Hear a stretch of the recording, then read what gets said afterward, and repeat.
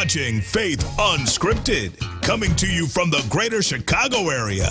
Now, here's Pastor Moses. How many of you are ready for the word of the Lord? I'm excited about the word of the Lord. We've been in a powerful sermon series here at Faith Movers Church entitled Conversations at the Cross. It has been a blessing so far, and today we have another conversation. You know, I'm just enjoying having these conversations about the cross because I don't know about you, there's power in the cross. Maybe you're going through some things. Maybe you've been going through some struggles, some trials, and some tribulations. Here's a word for you today. Get closer to the cross, because I believe I've got some people that can testify there's power in the cross. There's peace at the cross. You can experience the presence of the Lord when you get near that cross, and that's what we're going to be talking about today. We're going to be talking about the cross of Jesus Christ. So come on, I want you to go with me now as we continue this series, Conversations at the Cross, as we hear from the redeemed criminal. Be blessed and watch this. What's up, Faith Movers Church? My name is the redeemed criminal. Yeah, I call myself the redeemed criminal because before I died, I accepted Jesus Christ. And because I accepted Christ, I didn't die a criminal, I died a Christian. So I call myself the redeemed criminal. Yeah, I like that. You see, I'm here today by invitation of your pastor. He wanted me to come today to tell you about my personal experience with Jesus Christ. You see, I was crucified right beside Jesus. No, I wasn't on the same cross as him, but I was on a different cross, but I was right beside the Savior of the world. And I can't wait to tell you my story. I can't wait to tell you about my personal experience. But before I tell you about my personal experience with Jesus, let me first of all give you some background about my life. Because many people, you know, they hate on me. Many people are jealous of me because they say I got redeemed the easy way. You know, people hate and say, man, you lived all your life doing wrong, and then at the last minute, you want to change your life and give your life to Jesus Christ. And so people say that I'm not really redeemed. I didn't get redeemed the right way. They just hate, because understand, anytime before you judge someone's glory, you first need to hear their story. And come on, let's be honest. Everybody got a story. And even I got a story. And before you judge a person, you first need to hear about their story. Let me tell you about my story, because when you understand about my story, it will better help you to understand why I'm so happy about being redeemed. See, the first thing you need to know about my story is it was that I was neglected. Yeah, I was neglected. I didn't grow up in a perfect home. Matter of fact, my mama abandoned me when I was a little boy. She would rather live in the streets than raise her son. She left me at a very early age. I never met my father. Matter of fact, I heard that he was a criminal like me. Matter of fact, not only was my father a criminal, but his father was a criminal. And his father was a criminal. I guess you can say I was brought up in thuggery. Perhaps some say there was no chance for me. All my life I was neglected. No one never cared about me. And I felt that hurt my heart, that broke something on the inside of me. Because not only was I neglected, but secondly, I was rejected. I mean, come on, you know how it is. When people know you've been neglected, it's very easy for them to reject you. When people know that nobody loves you, it's really easy for them to treat you any kind of way. And that's what happened to me. After I was neglected, it seemed like everywhere I went, I was rejected. I mean, I tried to go to school. But they rejected me in school. I mean, I went to school and the teachers, they never really cared about me. Matter of fact, one of them told me that I was special needs and they placed me in certain classes and the teachers never really spent time with me. I could tell they didn't really care about me. So I got so tired of it, I just stopped coming to school altogether because I felt as if the school system rejected me. I tried to go into society, but they rejected me too. Every time I walked around somewhere, everybody looked at me funny. Because I got a low haircut now, but I used to have long dreads, and before I cut off my dreads, people were intimidated by me. I would go to the farmer's market to get some fruit, and they would have people following me around because I could tell they didn't want me to be around. I felt rejected by society. Not only was I rejected by the school system, not only was I rejected by society, but I was even rejected by the saints. Because I know you think I was just a plain thug, but I mean, I wasn't straight up heathen. I did know a little something about church. My grandparents who raised me, they tried to take me to church. But every time I walked into church, those Pharisees, those scribes and those religious leaders, they would look at me a certain way. They would always roll their eyes at me to let me know that they didn't want me to be there. Man, I felt so rejected. I was rejected by the school system. I was rejected by society. I was rejected by the saints. And the only place I could be was the streets, because I found a home in the streets. They didn't reject me. Everybody took me in. They looked out for me. And so literally, I started off on the streets, and you know how it is. I didn't start off doing no big stuff. I just started off, man, doing small crimes, selling a little weed. Started off, man, stealing here, stealing there, and then I started to grow and grow until I started doing the big crimes, and then I became one of Jerusalem's most wanted. Everybody was talking about me, and it all happened because I felt neglected and I felt rejected. But there's one more thing I want to tell you about my story, because not only was I neglected and rejected, but I did not feel as if I was protected. Because yeah, man, my crimes, you know, they caught up with me. I was doing crazy stuff, and sooner or later, you know how it is, man, when you least suspect it, they bust in and they get you. And one of the times, man, the Jerusalem police, they caught me. I did something crazy. I did something big, and they locked me up. And I thought they would do right by me. But, man, they didn't even give me a real trial. Gave me some fake defense lawyer who really didn't want to be there. I guess they weren't paying him nothing, so he didn't really take my case seriously. They treated me as if I had no rights. They never allowed me to tell my side of the story. Matter of fact, I know people who live in a better neighborhood than I lived in who did the same crime I did. They got a tap on the wrist, and they gave me longer sentences. Every time I came out of the pen, I would go back in. I would come out and go back in. And one of the times, man, I did something crazy. I did something bad, and they put me in the jail. They gave me a fake trial, and they told me that I've been sentenced to capital punishment. Man, I couldn't believe it. I didn't ever think I was going to die over this stuff, but man, they said I had to die. I had to be crucified. Please don't misunderstand me. As I tell you my story, I'm not making no excuses. Yes, I was neglected. Yes, I was rejected. Yes, I was not protected, but I'm not saying that justifies the thing I did, the stuff I did, and I did do it. I will admit to you, man, I did a whole lot of wrong. I did a whole lot of crime. I've done some things I'm ashamed of, and what I'm telling you is, if I would be honest, I probably deserved to be crucified. And I tell you, man, when they announced they was crucifying me that day, I thought my life was over. But as favor would have it, although I was being crucified, I was being crucified next to Jesus. Well, I guess if you got to be crucified, at least be crucified with Jesus.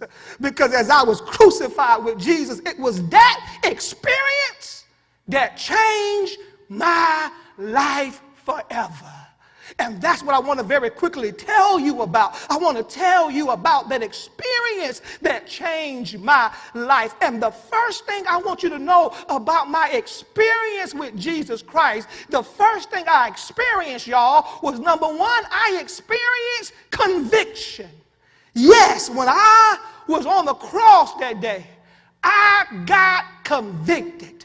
Because while I was on that cross, right beside Jesus, I was really for the first time able to see who I really was, and I was able to see who Jesus really was. Now, once again, I'm telling you, I knew a little about Jesus. I mean, although I live in the streets, even the streets knew about Jesus. I mean, everybody was talking about Jesus. Matter of fact, I had an auntie. She had a blood issue, and she had this blood issue for 12 years, and she had went to every doctor, and nobody could help her. But one day, she had an encounter with Jesus, and she touched the hem of his garment, and she was made whole. I'll never forget when she came home telling me about that story, trying to convert me to be a follower of Jesus, but I guess it wasn't time yet, so I kept on thugging. But on that day, although I knew a little about Jesus, it was something different when I was on the cross beside him.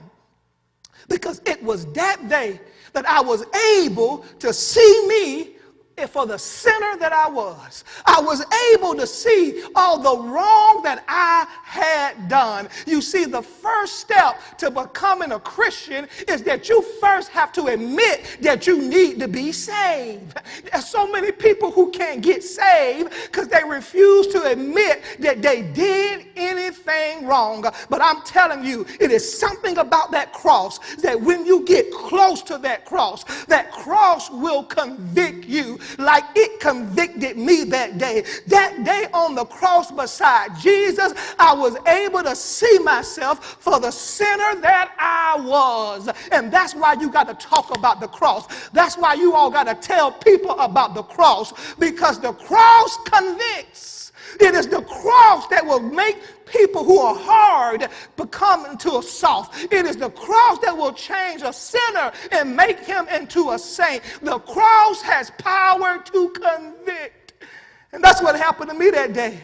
A cold-hearted thug got convicted about his evil ways. But not only did I experience conviction that day, but number two, I experienced correction. Yeah. Because the correction that I experienced, it was twofold. Number one, of course, I had to correct myself, and I had to correct all the wrong that I had done. But secondly, I had to correct my boy who was on the other side of Jesus. Because, man, that fool started tripping. I mean, he was out of pocket. I mean, we were getting there, and we was all about to die. And he started tripping. I mean, he literally fronted Jesus and gonna tell Jesus, if you are the Christ, save yourself and us. And I said, and us? Now, I can see save yourself, but save us. What have we done to be saved? I mean, I checked him. I went in on him. I said, man, who are you to try to front Jesus, man? That man ain't did nothing wrong. We have done everything that they said we've done. Matter of fact, we ran the streets together. We sold drugs together. Matter of fact, man, we went to the strip club together and made it rain. Uh-oh, I shouldn't say all of that. I mean, we did everything together, and everything they say we did.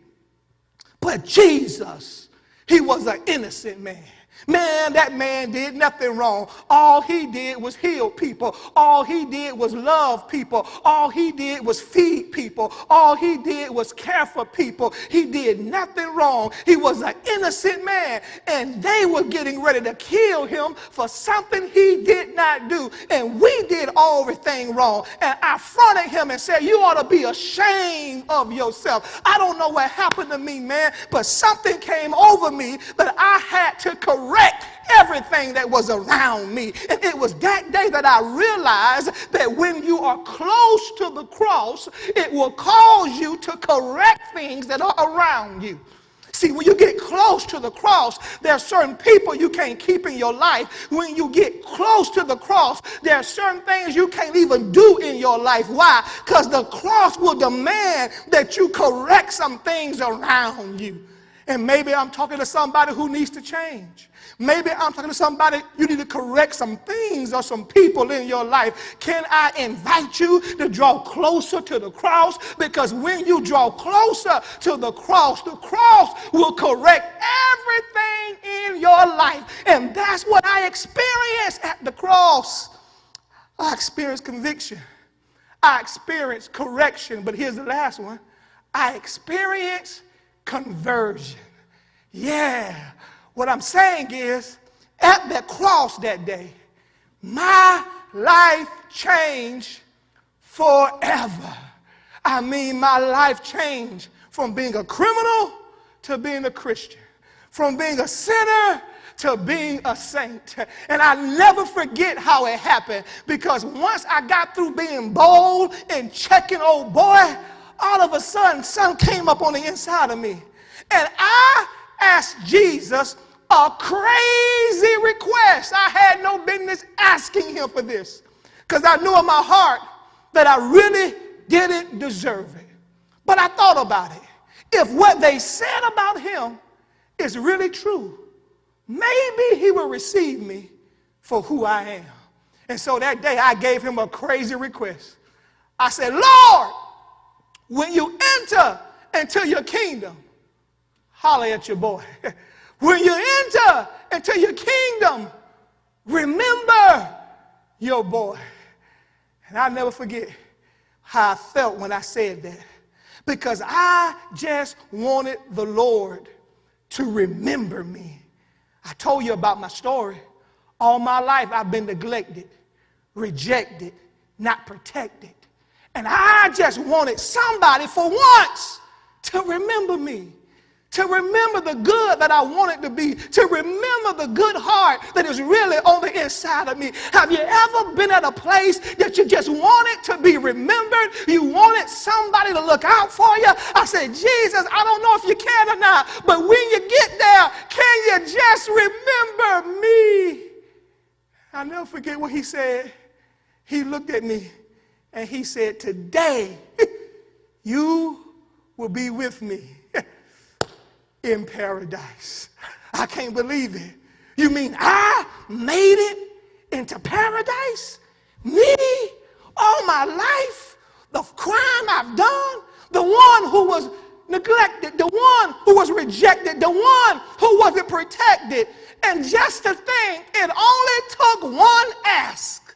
One ask changed my life. It was one ask that got me saved. It was one ask that got my sins forgiven. You only have to ask one time. And no matter what you've done, who you did it with, he will give you another chance. It's the power of one ask. And y'all, by one ask, a criminal got redeemed. And so for the rest of my life, I thank God for Jesus, and I thank God for that cross. Because it does not matter if you've been neglected, rejected, or not protected. When you come to the cross, he will convict you. He will show you who you are and show you who he is. When you come to the cross, he will correct everything that's wrong around you. And when you come to the cross, he will convert you. He will literally change your life. And the only thing it takes is just one ask. Y'all hear that? Oh, man. I'm sorry, man. That's David up in paradise. He's having a concert. I got to go because David, he has the best concerts. I can't miss it. I got to go. But I really do believe, whether you are ready or not, it won't be long. I'll be seeing you soon in paradise. Until then, remember, stay close to that cross. I got a concert to get to. At the cross, where I first. Eyes were closed, and I couldn't see Jesus for who he really was. You see, I know now it was the devil who had deceived me and caused me to think that I didn't need to be saved. He made me so angry. He made me so bitter because I had been neglected, because I had been rejected. Are you tired of being on edge about your child's education, wondering if they're going to slip through the cracks or if they're being challenged to maximize their full potential? Are you in search of a village that can reinforce the Christian values that you teach at home? Does this sound like you or someone you know? Then Faith Movers Academy is the place for you. My name is Tylen and I'm in first grade. I love this school because I have the best principal in the world and teachers. And I love my classroom because I have all types of colors and all my friends are nice. Our goal is to shape today's scholars to be tomorrow's leaders through a creative, rigorous, and personalized educational experience. Our learning leaves the book, goes past the walls, and it penetrates the hearts and minds of our scholars. So if this sounds like you, don't wait another minute. Text enroll to 708-329-8823 to register your scholar today. And as always, thank you for joining the movement. Join us every Sunday virtually at 8 a.m. or 11 a.m. on Facebook Live, live stream, or YouTube for a powerful, impactful word. Remember now, that's 2 opportunities to get your praise on at 8 a.m. or 11 a.m. every Sunday. Watch us live on Facebook or live stream. Faith Movers Academy wants to be part of your child's educational journey. At FMA, we believe every child is a scholar and every scholar has a divine purpose and gift from God. Birthed out of the vision of our senior pastor, Faith Movers Academy is an innovative, Christ-centered, culturally relevant academic institution that believes in personalized learning. At FMA, we believe in hands-on learning, exploring our world through field trips, and giving each scholar an educational experience tailor-made for their learning style. At FMA, Faith Movers Academy will serve children ages 3 to 4 and offer grades kindergarten through 5th grade. Registration is open. Drop by for a tour or come to one of our many open house opportunities. Support the vision. For more information, go to www.faithmoversacademy.org or call 708-279-1012. Remember, Faith Movers Academy, where we are building faith, developing scholars, and revolutionizing education. Join the movement. Thank you for watching Faith Unscripted with Pastor Moses. If you're ever in the greater Chicago area, Pastor Moses would like to personally invite you to see him live at Faith Movers Church. Faith Movers Church is located 25 minutes from the city of Chicago at 425 Exchange Street, University Park, Illinois, 60484. You can join us every Sunday at 11 a.m. and on Wednesday at noon and 7:30 p.m. We know this will be a transformational experience. Once again, thank you for watching Faith Unscripted with Pastor Moses. And remember, whatever you do, be a faith mover.